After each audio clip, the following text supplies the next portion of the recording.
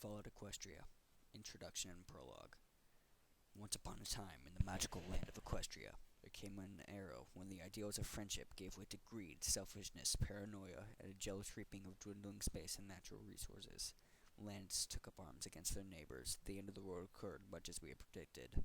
The world was plunged into an abyss of balefire and dark magic. The details are trivial and pointless. The reasons, as always, purely our own. The world was nearly wiped clean of life. A great cleansing, a magical spark, shook by pony hooves, quickly raged out of control. Mega spells rained from the skies. Entire lands were swallowed in flames and fell beneath the boiling oceans. Pony kind was almost extinguished, their spirits becoming part of the ambient radiation that blanketed the lands. A quiet darkness fell across the world. But it was not, as some had predicted, the end of the world. Instead, the apocalypse was simply the prologue for another bloody chapter in pony history. In the early days, thousands were spared the horrors of the Holocaust by taking refuge in enormous underground shelters known as stables, but when they emerged, they had only the hell of the waste to greet them, all except those in Stable 2, for on that fateful day, when spellfire rained from the sky, the giant steel door of Stable 2 swung closed and never reopened. Prologue of Pitbucks and Cutie Marks. If I'm going to tell you about the adventure of my life, explain how I got to this place with these people, and why I did what I'm going to do next, I should probably start by explaining a little bit about pickbucks. What is a pitbuck? A pitbuck is a device worn on a foreleg just above the hoof, issued to every pony in a stable when they become old enough to start work. A blending of unicorn pony magic and science. Your pitbuck will keep a constant measure of your health and even help administer healing poultices and other medicine. Track and organize everything in your saddlebags, assist in repairs, and keep all manner of notes and maps available at a hoof tap. Plus, it allows you to listen to the stable broadcast whenever you would, like, as it can tune in to and decrypt just about any radio frequency. And that's not all. A pony's pitbuck generates an EFS, Eyes Forward Sparkle, that will indicate direction and help gauge whether the pony or creatures around you are hostile.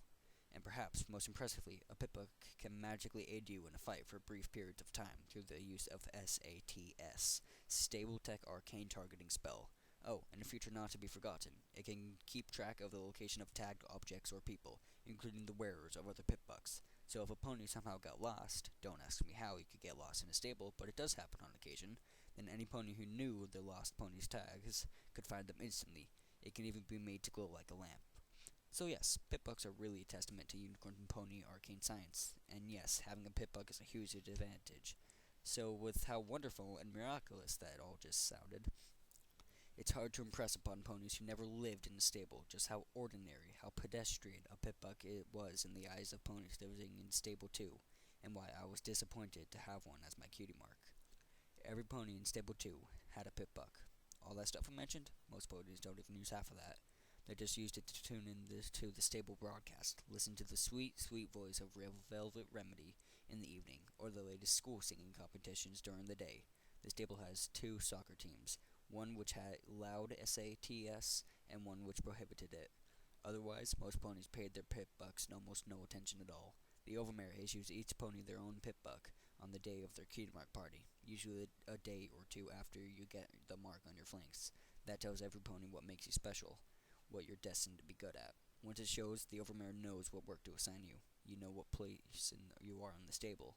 So no, I was not thrilled that what made me special was something that every pony had, which was a lot like being told I wasn't special at all. Sure, getting a pitbuck as my cutie mark could have meant I was destined to become an awesome pitbuck repair filly or something, but in reality, it was like getting a cutie mark. Didn't help that I was the last pony to get a cutie mark, not surprising in retrospect. Kinda tough to find what you're supposed to be good at when you're supposed to be good at is something you don't get until you found what you're supposed to be good at. So I tried everything. I even tried to invent new things. As a unicorn pony myself, my innate magic allows me a level of fine manipulation that earth ponies just don't enjoy. Any pony can hold a key in their teeth and open a lock, but using multiple tools is a very delicate operation that requires precision levitation. So I decided to learn how to pick locks with bobby pin and screwdriver, and I was even getting pretty good at it. Unfortunately, it didn't get me my cutie mark, it just got me into trouble. To my humiliation went through CAT, cutie mark aptitude test, in the hopes that it would guide me to what made me special, but no, my CAT was utterly average with only marginal higher scores in a couple areas, indicating that I might be suited for work as a pitbuck technician or stable loyalty inspector.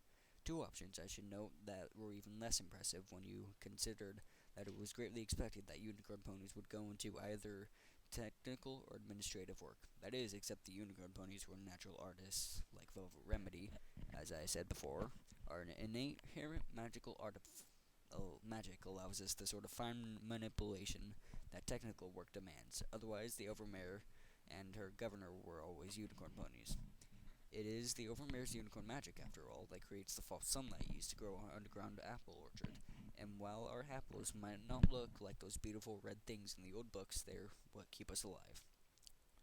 It was only because they let me try my hooves at both positions that I gained access to a pip up for receiving my own. Otherwise, I might never have gotten my cutie mark. Oh, my name is Little Pip. Go figure. I was given the name because I was the youngest and the smallest, and even my mother had the good sense not to call me Pipsqueak.